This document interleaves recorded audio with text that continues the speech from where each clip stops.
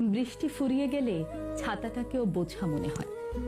কালি শেষ হয়ে গেলে কলমটাও ময়লার ঝুড়িতে ফেলা হয়। বাসি হয়ে গেলে প্রিয়জনের দেয়া ফুলটাও পরদিন ডাস্টবিনে জায়গা পায়।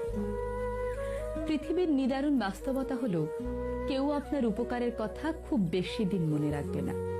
কঠিন সত্য হলো, আপনি কারো কাছে ঠিক কতদিন প্রায়োরিটি পাবেন সেটা নির্ভর করছে তার জন্য আপনি ঠিক কতদিন কিছু একটা করতে পারবেন তার উপর। এই বাস্তবতা আপনি মানলেও সত্য, না মানলেও সত্য।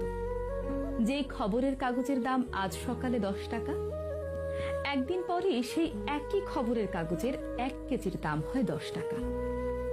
একাডেমিক লাইফের শুরুতে আপনি 1000 টাকা খরচ করে যে বইগুলো কিনে আনেন, বছর শেষে সেই বইগুলোই আপনি কেজি দরে বিক্রি করে দেন।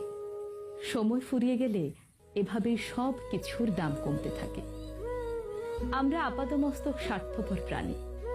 ভিখারিকে 2 টাকা ভিক্ষা দেওয়ার আগেও মানুষ চিন্তা করে ঠিক কতটুকু পুণ্য হবে। স্বার্থ ছাড়া মানুষ ভিখারিকেও ভিক্ষা দেয় না। এত কিছুর পরও চলুন না, একটু হেসে কথা বলি, রাগটাকে দমন করি, অহংকারটাকে কবর দিই। ভালো থাকতে চাইলে প্রত্যাশা কমিয়ে ফেলুন।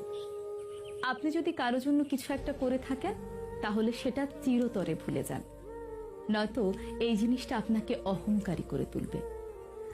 আবার কেউ যদি আপনার জন্য ছোট্ট কিছুও করে থাকে, তবে তা সারা জীবন মনে রাখুন। এই জিনিসটি আপনাকে বিনয়ী এবং কৃতজ্ঞতা বোধ সম্পন্ন মানুষ হিসেবে বাঁচিয়ে রাখবে।